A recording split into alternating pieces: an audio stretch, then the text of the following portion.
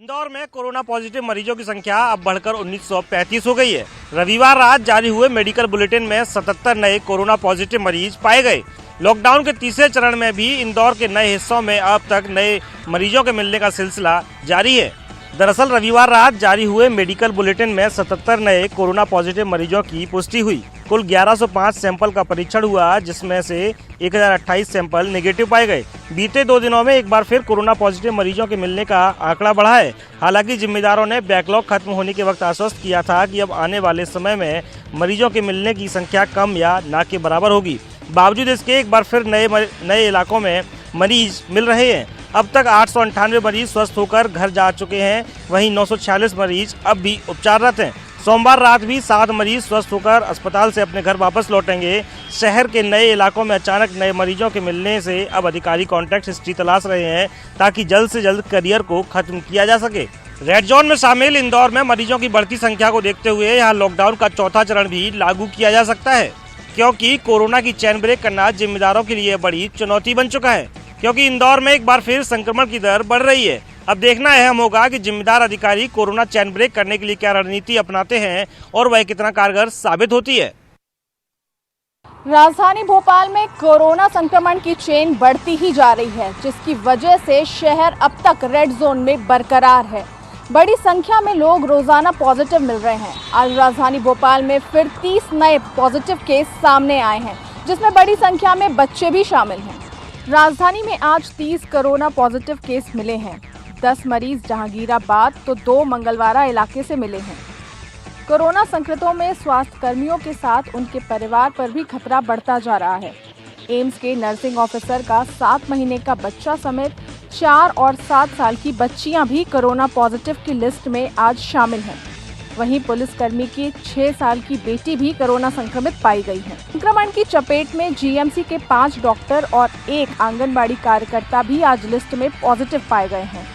बीते 2 सप्ताह में संक्रमित केसों की संख्या जैसे बढ़ी है, उसके पीछे का कारण कम्युनिटी स्प्रेड माना जा रहा है। पुराने भोपाल की घनी आबादी के 3 हॉटस्पॉट एरिया शहर के लिए डेंजर जोन बन चुके हैं। शहर के जहांगीराबाद, मंगलवारा इलाके के बाद अब कोई फिजा में भी तेजी से मरीज सामने आते जा रहे हैं। इन जोनों में इन्फेक्शन तेजी से कम्युनिटी स्प्रेड के जरिए बढ़ता जा रहा है। हालात ये है कि जहांगीराबाद, मंगलवारा और कोई फिजा में एक परिवार के 2 से लेकर 6 सदस्य तक संक्रमित मिल रहे हैं। शहर के 85 वार्डों में से मात्र 12 वार्ड में ही संक्रमितों की संख्या सर्वाधिक है। कोरोना पॉजिटिव केसों में बड़ी संख्या छोटे बच्चों की भी शामिल है। स्वास्थ्य विभाग की टीम जब बच्चों को अस्पताल में भर्ती कराने के लिए पहुंचती है, तो बच्चे टीम को देख करके रो पड़ते हैं। हालत ऐसी होती है कि स्वास्थ्य विभाग की टीम को बच्चों को दिलासा देना पड़ता है कि वो जल्दी स्वस्थ हो जाएंगे और हॉस्पिटल से स्वस्थ होने पर उन्हें कई सारी चॉकलेट्स भी मिलेंगी।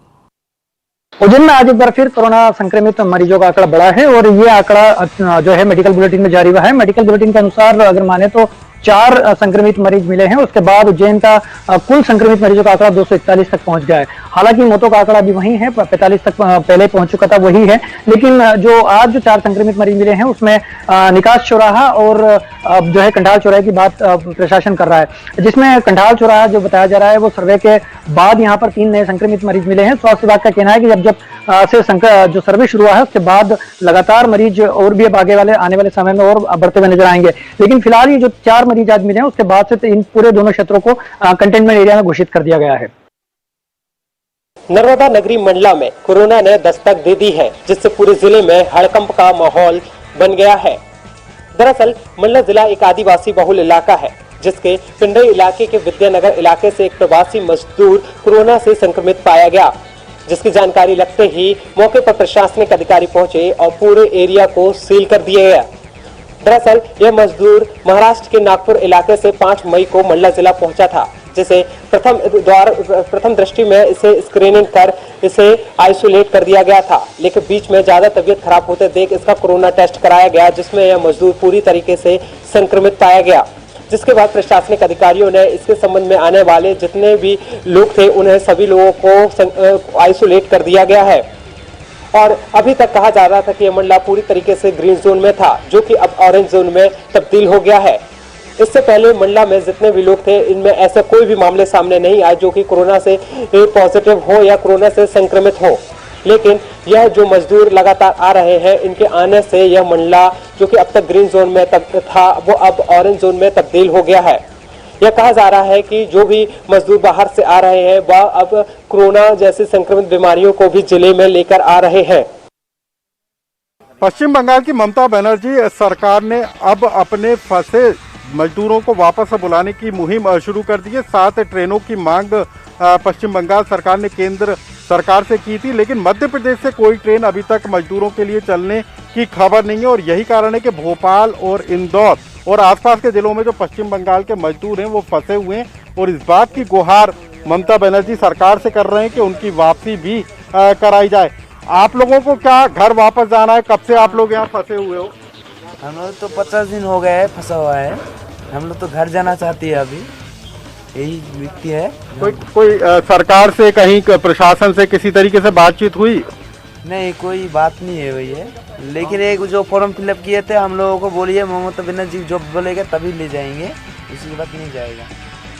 तो ये पश्चिम बंगाल के मजदूर हैं जो अपने काम की तलाश में बंगाल से भोपाल पहुंचे थे। यहाँ पर उनका काम चल रहा था, लेकिन लॉकडाउन हो जाने के बाद से इनका काम बंद हो गया है और अब ये मजदूर चाहते हैं कि इनकी पश्चिम बंगाल में वापसी हो। ममता बनर्जी सरकार से लगातार गुहार कर रहे हैं कि इनके लिए सरकार ट्रेन चलाए ताकि भोपाल से इनकी वापसी हो सके। प्रदेश की जनता अब घर बैठकर एफआईआर दर्ज करा सकती है। इस कोरोना आपदा के दौरान ये सुविधा मध्य प्रदेश पुलिस ने दी है। आप देख सकते हैं यहाँ पे जो प्रोजेक्ट लगे हुए हैं, यहाँ पर जो पायलट प्रोजेक्ट की शुभारंभ की गई है उसके तहत एफआरबी जो है तत्काल मौके पर पहुंचेगी और एफआईआर दर्ज करेगी। हमारे साथ एडीजी उपेंद्र जैन साहब मौजूद हैं। सर, जनता किस तरीके से इस सुविधा का फायदा ले सकती है? एफआईआर आपके द्वारा यह सुविधा माननीय गृह मंत्री जी के द्वारा आज प्रारंभ की गई है। शुरुआत में यह पायलट प्रोजेक्ट के रूप में मध्य प्रदेश के 23 थानों में चलाई जाएगी। 23 थाने जो कि संभागीय मुख्यालयों के थाने हैं और चूंकि एफआरबी शिकायतकर्ता की शिकायत पर उसके घर जाती है उसकी शिकायत सुनने के लिए और निराकरण के लिए, तो अब इन थानों के अंतर्गत यह सुविधा दी जाएगी कि यदि कंप्लेनेंट चाहे तो वो अपनी एफआईआर वहाँ पे दर्ज करा सकेंगे। और जो हमारी एफआरबी फर्स्ट रिस्पॉन्स व्यक्ति यदि एफआईआर दर्ज कराना चाहता है, उसका कोई झगड़ा होगा या दूसरे केसेस हो गए, तो उसमें वो क्या करेगा जो उसकी एफआईआर हो जाएगी? जब एफआरबी उसके घर पर पहुँचेगी, जब फर्स्ट रिस्पॉन्स व्हीकल 100 डायल पे सबसे पहले कॉल करना पड़ेगा। देखिए, नॉर्मल 100 डायल पे कॉल करना पड़ेगा और जब उस कॉल के तदुपरांत जब फर्स्ट रिस्पॉन्स व्हीकल उस व्यक्ति के घर पहुंचेगा तब उसके पास में ये ऑप्शन रहेगा कि अगर आवश्यकता है तो वो अपनी एफआईआर करा दे और एफआईआर दर्ज करने के लिए फिर हमारे जो कर्मचारी उसमें रहेंगे वो एफआईआर दर्ज करेंगे। क्या मकसद है पुलिस का इस पायलट प्रोजेक्ट को शुरू करने के पीछे? देखिए, बेस्ट पुलिसिंग वो होगी कि लोगों को थाने ना आना पड़े और ये उसी दिशा में एक कदम है। आप देख सकते हैं कि किस तरीके से एक व्यक्ति जिसे एफआईआर दर्ज करानी है वो किस तरीके से इस प्रक्रिया को पूरा करने के बाद एफआईआर दर्ज करा सकता है। कोरोना वॉरियर्स के साथ बदसलूकी की एक और तस्वीर जबलपुर से सामने आई है। यहाँ कंटेनमेंट जोन में फेंसिंग लगाने को लेकर स्थानीय लोग पुलिसकर्मियों और निगम के अधिकारियों से ही भिड़ गए। आपको बता दें कि ये तस्वीर जबलपुर के गोहलपुर थाना अंतर्गत नगीना मस्जिद से सामने आई, जहाँ कंटेनमेंट क्षेत्र में लगी फेंसिंग को कुछ लोगों ने उखाड़ दिया। सूचना मिलने पर पहुंची टीम ने जब फेंसिंग लगाने की कोशिश की तो स्थानीय लोग उल्टा प्रशासनिक महकमे से ही भिड़ पड़े। बहस के से दौर शुरू हुआ जो धक्का मुक्की तक पहुंचा।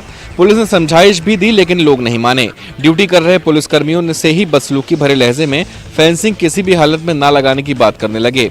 इन तस्वीरों के सामने आने के बाद नगर निगम में कार्यरत सहायक यंत्री ने गोहलपुर थाने में रिपोर्ट दर्ज करवाई और मामले में कार्रवाई की भी मांग की। प्राथमिक तौर पर पुलिस ने अज्ञात लोगों पर एफआईआर दर्ज कर ली है। गौरतलब है कि गोहलपुर की नगीना मस्जिद का इलाका शहर के बड़े कंटेनमेंट जोनों में से एक है, जहां संक्रमित मरीज लगातार सामने आ रहे हैं। ऐसे में आम लोगों की सुरक्षा के लिए कंटेनमेंट जोन में किसी को भी बाहर निकलने की अनुमति नहीं है, जिसका पालन कराने काम कर रही टीम को विरोध का सामना करना पड़ा। कोरोना वॉरियर से बदसलूकी के इस मामले में गोहलपुर थाने में एफआईआर दर्ज कर ली गई है।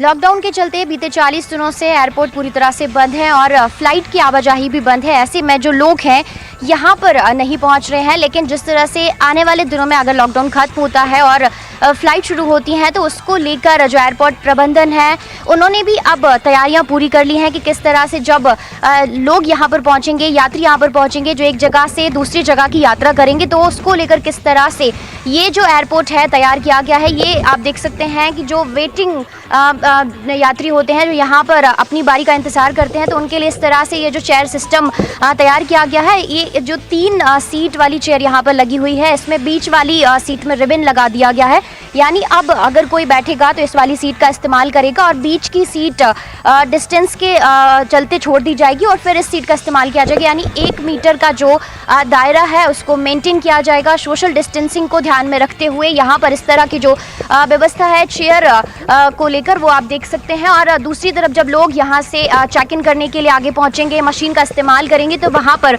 सैनिटाइजर का भी व्यवस्था की गई है। जो लगेज यहाँ पर पहुँचेगा उसमें किस तरह से लोग 1 मीटर के दायरे को मेंटेन करेंगे, और यही वजह है कि यहाँ पर इस तरह से गोल जो दायरे हैं वो बना दिए गए हैं और इसमें लिखा भी गया है कि कीप डिस्टेंस स्टे सेफ, और ये सारी बातें यहाँ पर लिखी गई हैं। और ये जो एरो हैं यहाँ पर लगाए गए हैं ताकि लोग जब भी आगे बढ़ें तो 1 मीटर के जो डिस्टेंस है उसको बनाकर रखें, और जगह जगह पर इस तरह के जो गोल निशान हैं वो यहाँ पर बनाए गए हैं।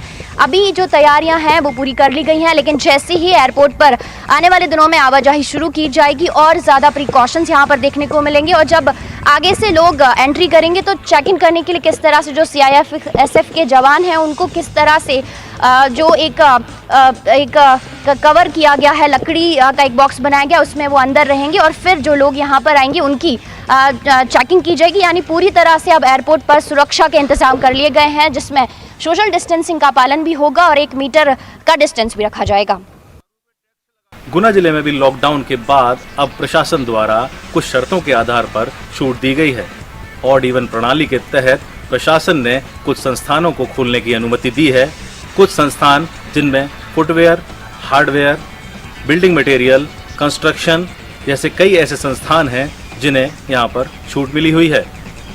ऑड और इवन प्रणाली के तहत भीड़ को डाइवर्ट करने के लिए प्रशासन द्वारा ये गाइडलाइंस जारी की गई हैं, जिसके तहत यहाँ पर संस्थान खोले जा सकते हैं।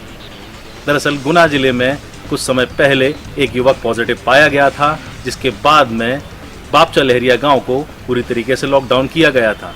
उसके बाद ही प्रशासनिक अमले ने नई गाइडलाइंस जारी की हैं। देश के अलग अलग राज्यों में फंसे ग्वालियर चंबल अंचल के लोगों की वापसी का सिलसिला लगातार चल रहा है। आज भी 2 श्रमिक स्पेशल ट्रेन के जरिए करीब 1400 लोग ग्वालियर पहुंचे, जहां रेलवे स्टेशन पर उनकी स्क्रीनिंग करने के बाद बसों के जरिए गृह जिलों में रवाना किया गया। आज 2 श्रमिक special train Gwalior railway station पर पहुंची। पहली श्रमिक स्पेशल ट्रेन महाराष्ट्र के दोंड स्टेशन से रवाना होकर ग्वालियर पहुंची। इस ट्रेन में लगभग 800 यात्री सवार थे। सभी यात्रियों को ट्रेन से प्लेटफार्म नंबर 1 पर सोशल डिस्टेंसिंग के साथ उतारा गया। स्टेशन पर उतरने के बाद सभी यात्रियों की स्क्रीनिंग की गई। यात्रियों में ग्वालियर के अलावा भिंड, मुरैना, दतिया, टीकमगढ़, छतरपुर और सागर जिलों के रहने वाले हैं। वहीं स्टेशन से बाहर जिला प्रशासन की टीम ने इन यात्रियों की आगवानी की। सभी को यहां भोजन वितरित किया गया। उसके बाद परिवहन विभाग की बसों के जरिए इन यात्रियों को इनके गृह जिलों में रवाना किया गया। वहीं दूसरी ट्रेन गोवा से श्रमिक स्पेशल आज दोपहर ग्वालियर पहुंची। गोवा में फंसे करीब 600 से ज्यादा यात्रियों को इस स्पेशल ट्रेन के जरिए ग्वालियर लाया गया। रेलवे स्टेशन पर स्क्रीनिंग के बाद इन सभी यात्रियों को भी बसों से इनके गृह जिलों के लिए रवाना किया गया। देश के अलग अलग राज्यों में करीब 36,000 से ज्यादा लोग ग्वालियर चंबल अंचल के फंसे हुए हैं, जो लगातार ट्रेनों के जरिए ग्वालियर पहुंचेंगे और फिर यहां से गृह जिलों में रवाना किए जाएंगे। यही वजह है कि स्वास्थ्य विभाग भी सतर्कता बरत रहा है। इनके गृह जिलों में पहुंचने से पहले इनके कोरोना टेस्ट कराए जा रहे हैं। साथ ही इन सभी यात्रियों को इनके गृह जिलों में 14 दिन के लिए होम क्वारंटाइन भी किया जा रहा है। समेत प्रदेश के अन्य जिलों में भी आज कुछ मार्केट खुल गए हैं, और मार्केट में जिस तरह से सुबह से ही मार्केट खुले हुए हैं, जिसमें से ज्यादातर जो दुकानें हैं वो खुली हैं, उन पर लोग अपना सामान लेने के लिए पहुंच रहे हैं। जिस तरह से जो नियम जिला कलेक्टर्स के द्वारा और सरकार के द्वारा जारी किए गए थे, उसके अनुसार सारी दुकानें खोली गई हैं। कुछ दुकानें दोपहर 3 बजे तक खुलेंगी और कुछ दुकानें जिस तरह से दूध है, जो अत्याधिक सामान जो चीजें होती हैं आवश्यकता की, उनको शाम तक खोलने के निर्देश जारी किए गए हैं। उसके अनुसार सारी दुकानें खुल रही हैं। लेकिन जिस तरह से जो व्यापार संघ के जो पदाधिकारी हैं उनका साफ तौर से ये कहना है कि जिस तरह से दुकानों को खोलना चाहिए उस तरह से दुकानें खुल नहीं रही हैं, जिसके चलते उनका व्यापार पूरी तरह से चौपट हो रहा है। इसीलिए उन्होंने मांग की है कि सरकार पूरी व्यवस्थित तरीके से सारी दुकानें खोलने के निर्देश जारी करे और दुकानें शाम तक खुलें और प्रत्येक दिन खुलेंगी। एक आध दिन 2 दिन तक दिक्कतें आएंगी, लेकिन उसके बाद लोग समझ जाएंगे, उसके बाद व्यापार सुरक्षित हो जाएगा। लेकिन जिस तरह से व्यापार संघ का ये भी मांग है कि जो उनको एक आर्थिक जो नुकसान हुआ है इस 50 दिन के लॉकडाउन में, उनको उसका आर्थिक जो लाभ है उसको भी दिया जाए। इस तरह से अब देखना यह होगा कि जिस तरह से व्यापार संगठन ने जो मांग की है उसको सरकार किस तरह से मानती है और जो दुकानें खोलने के जो निर्देश जारी किए गए हैं उनको आगे किस तरह से पालन किया जाता है। एक और जहां देश और दुनिया में लगातार कोरोना के मरीज बढ़ते जा रहे हैं, वहीं छत्तीसगढ़ में बीते 2 दिनों में 10 मरीजों को डिस्चार्ज कर दिया गया है। मतलब ये कि 10 मरीजों ने कोरोना को मात दे के अब वो पूरी तरह से स्वस्थ हो चुके हैं। इन्हें एम्स ने डिस्चार्ज कर दिया है। अब छत्तीसगढ़ में एक्टिव मरीजों की संख्या महज 6 बची है। दरअसल ये तीसरा मौका है जब छत्तीसगढ़ में कोरोना को मात देने के सिलसिले में मामले पे छत्तीसगढ़ ने 90% का स्कोर अचीव किया हो, लेकिन उसके बाद अचानक से मरीजों की संख्या में आई तेजी ने कई तरह की व्यवस्थाओं पे सवाल खड़े कर दिया था। बहरहाल स्वास्थ्य मंत्री ने आशंका जताई है कि हम भले ही ग्रीन जोन में हैं, लेकिन हमें ऑरेंज जोन मान के इसलिए चलना होगा क्योंकि आने वाले समय में जब मजदूर एक साथ छत्तीसगढ़ पहुंचेंगे और अन्य राज्यों से अन्य राज्य के लिए जाने वाले मजदूर छत्तीसगढ़ होते हुए जा रहे हैं, तो ऐसे में संक्रमण का खतरा ज़्यादा है। इसलिए हमें और अधिक सतर्क और सजग होने की आवश्यकता है। बहरहाल हम भी यही उम्मीद करते हैं कि जो 6 शेष मरीज हैं वो भी स्वस्थ होकर जल्द अपने घर लौटे और छत्तीसगढ़ कोरोना को मात देने में एक बार 100% स्कोर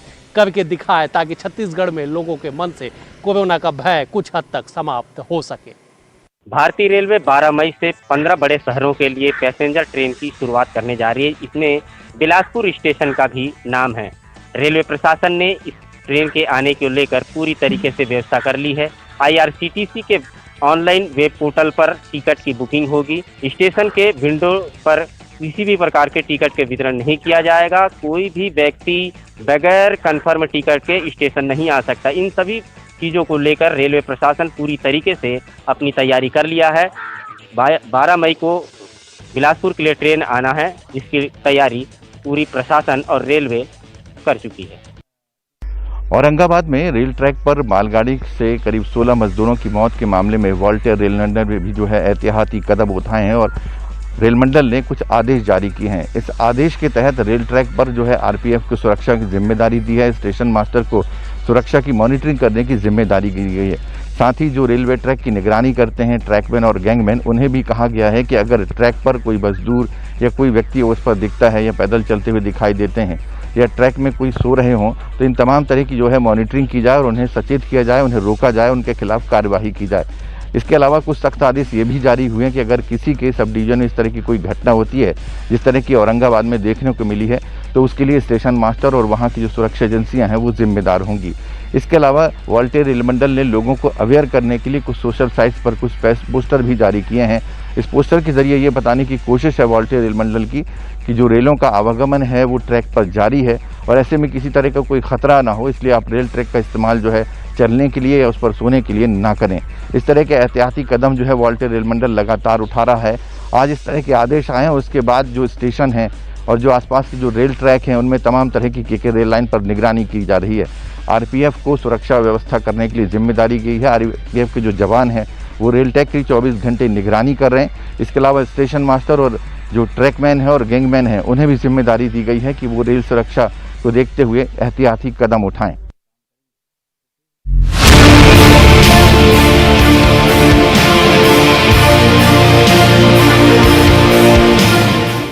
इस न्यूज हेडलाइंस के प्रायोजक सच्ची सहेली।